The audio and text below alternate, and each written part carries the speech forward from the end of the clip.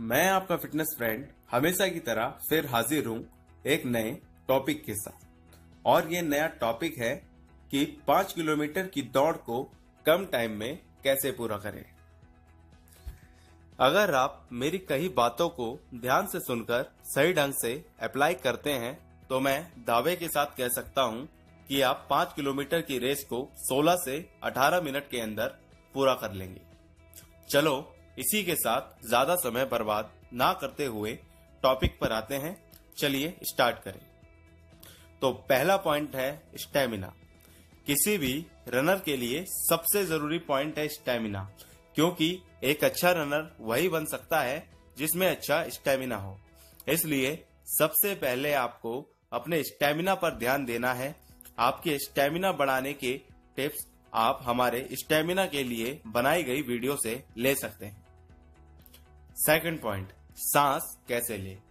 दोस्तों, रनिंग के साथ साथ आपको ये भी ध्यान रखना है कि आप सांस कैसे लेते हैं, क्योंकि इसका सीधा असर आपकी रनिंग पर पड़ता है और साथ ही साथ आपकी स्टैमिना पर भी।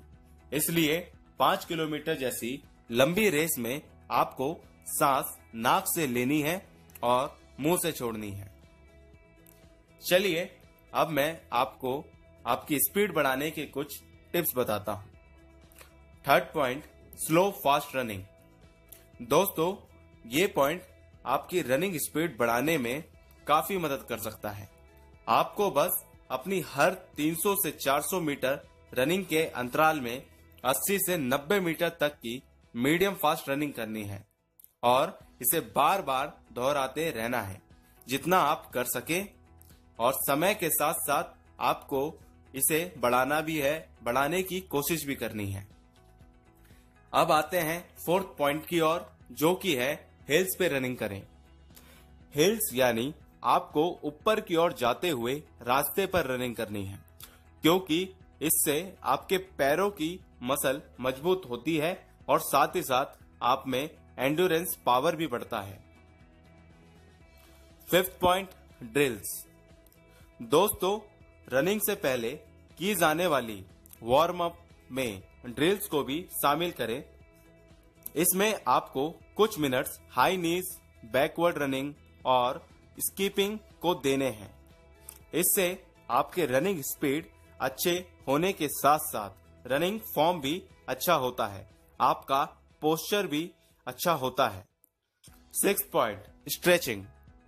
ज्यादातर ये जानते ही होंगे कि रनिंग से पहले वार्म अप जरूरी है, पर दोस्तों रनिंग के बाद उतना ही जरूरी स्ट्रेचिंग भी है, क्योंकि इससे आपके शरीर में अकड़न नहीं आती और आपका शरीर कूल डाउन होता है, जिससे आप कल के वर्कआउट के लिए पहले से ही तैयार हो जाते हैं। इसलिए स्ट्रेचिंग का अपने आप में एक अलग महत्व है।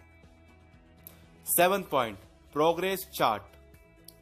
रनिंग के साथ साथ आपको अपनी डेली परफॉर्मेंस के टाइमिंग को भी नोट करना है और हर दिन के परफॉर्मेंस को प्रोग्रेस चार्ट पर नोट करना है।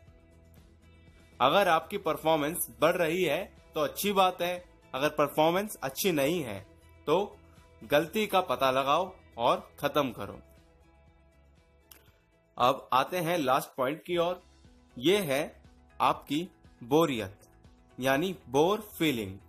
लंबी रेस की तैयारी करते वक्त आप बोर फील करते हैं और इस फीलिंग को दूर करने के लिए आपको जरूरी है कि कुछ मोटिवेटेड सॉन्ग सुनें और मोटिवेटेड मूवी देखें और अपने लक्ष्य को हमेशा साफ रखें कि आप ये रनिंग किस लिए कर रहे हैं, आपके इस रनिंग को करने से क्या होगा। और साथ ही साथ आपको हमेशा चुस्त फुर्त के साथ अपने काम पर ध्यान लगाना है।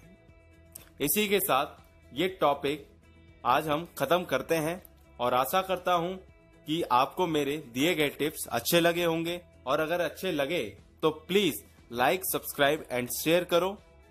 Thank you. स्वस्थ रहें, खुश रहें।